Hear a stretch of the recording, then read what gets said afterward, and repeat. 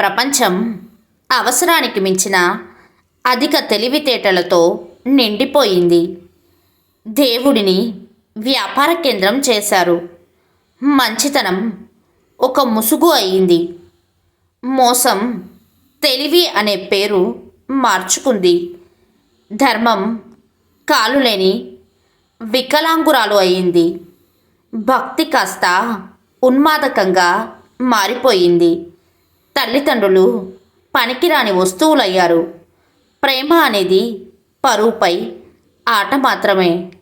అన్నిటా అప్రమత్తంగా ఉండు మిత్రమా. 100 మంది 100 రకాలుగా చెప్తారు. అవన్నీ పట్టించుకొని ప్రశాంతతను కోల్పోవద్దు.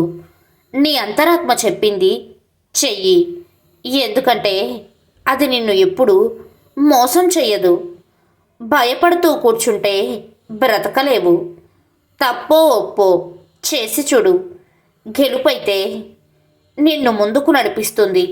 ఓటమి పాలైతే తర్వాత ఏం చెయ్యాలో నేర్పిస్తుంది మిత్రమా. పుట్టుకతో దుర్యోధనుడు చెడ్డవాడు కాదు, అర్జునుడు గొప్పవాడు కాదు. కానీ వారి సాంగత్యం వల్ల అలా అయ్యారు. ఒకరికేమో సలహాదారుడిగా శ్రీకృష్ణుడు, ఇంకొకరికి సలహాదారుడిగా శకుని ఉన్నాడు. పాండవులు 5గురే, కౌరవులు 100 మంది. కానీ యుద్ధంలో పాండవులు గెలిచారు. ఎందుకో తెలుసా? ఒకరి వెంట ధర్మం, దైవం తోడుగా ఉంటే మరొకరి వెంట మాత్రం అహంకారం, కండబలం తోడు ఉన్నాయి. కొన్నిటిని ఓర్చుకో, కొందరిని చూసి నేర్చుకో. ఎంత మనవాళ్ళు అనుకున్నా ఎవరు ఏ క్షణం ఎలా మారుతారో ఎవరికీ తెలియదు కదా. నీ అవసరం ముగిసిన చోట నీకిచ్చే గౌరవం ముగుస్తుంది. అర్థం చేసుకొని అడ్డు తప్పుకోవాలి. కానీ అందని బంధాల కోసం ఆరాటపడకూడదు మిత్రమా. గుడి ఎంత అందంగా ఉన్నా, ఇల్లు ఎంత విశాలంగా ఉన్నా, ఆలయంలో దేవుడు, ఇంట్లో అమ్మ లేకపోతే రెండు వ్యర్థమే. తరాలు మారినా, ఎన్ని కాలాలు మారినా మారని మాధుర్యం ఒకే ఒకటి. అది తల్లిదండ్రుల ప్రేమ. మనం ఎంత ఎత్తుకు ఎదిగినా వారి మమకారం కూడా అంతే ఎత్తుకు పెరుగుతుంది మిత్రమా.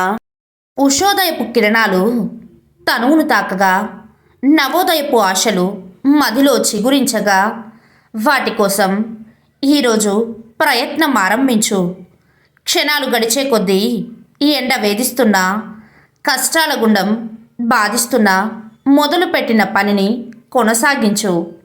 సమస్యలు మన మెదడును చుట్టుముట్టిన, చిగురించిన ఆశలన్నీ ఆవిరవుతున్నా గెలుపు కోసమే శ్రమించు. నిన్నటి తప్పులను సరిదిద్దుకుంటూ రేపటి లక్ష్యం కోసం పోరాడుతూ చేరే గమ్యానికి బాటలు పరుచు మిత్రమా. మనలోని నిజాయితీ మనకు తోడుగా ఉన్నంత వరకు భగవంతుడు మనకు ఎప్పుడూ అండగా ఉంటాడు. ఈ రోజుల్లో ఎంత తక్కువ మాట్లాడితే అంత విలువ, ఎంత దూరంగా ఉంటే అంత గౌరవం. ఎదుటి వాళ్ళను కింద పడేలా కొట్టడం కాదు బలమంటే, కింద పడిన వాళ్ళను పైకి లేపగలడం.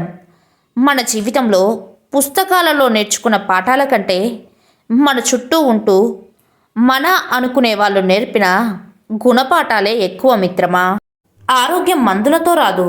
అది ఎప్పుడు మనశ్శాంతితోనూ, నవ్వుతూ ఉండడం ద్వారానో, ఉన్నదానితో తృప్తి పడడం వలన, ఇతరులకు నీ ప్రేమను పంచి ఇవ్వడం ద్వారానో లభిస్తుంది.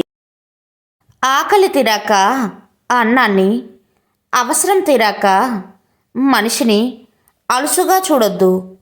ఎందుకంటే ఆకలి మళ్ళీ వేస్తుంది, అవసరం మళ్ళీ వస్తుంది. గుర్తుపెట్టుకో మిత్రమా. ఈ సమాజంలో నమ్మేంత మంచివాళ్ళు లేరు, నమ్మలేనంత చెడ్డవాళ్ళు లేరు. అవసరానికి తగ్గట్టు మారడమే మనిషి లక్షణం మిత్రమా. పిల్లల్ని ఏ కష్టం రాకుండా పెంచడం మంచిదే. కానీ మనం పడే కష్టాలు తెలియకుండా పెంచడం మంచిది కాదు. ఎందుకంటే కష్టాలు తెలిసినప్పుడే వారికి జీవితం విలువ తెలుస్తుంది. ఆస్తులను సంపాదించుకోవడంలో ఆప్తులను కోల్పోకూడదు. అంతస్తులను నిర్మించుకోవడంలో ఆత్మీయతలను, ఆప్యాయతలను కోల్పోకూడదు. సౌకర్యాల కోసం చింతిస్తూ వెలకట్టలేని సంతోషాన్ని వదులుకోకండి. హోదాల వేటలో పడి మీ హుందాతనాన్ని బలి చేసుకోకండి. అప్పుడే మీరు గుడిసెలో ఉన్నా సరే ప్రశాంతంగా ఉండగలరు.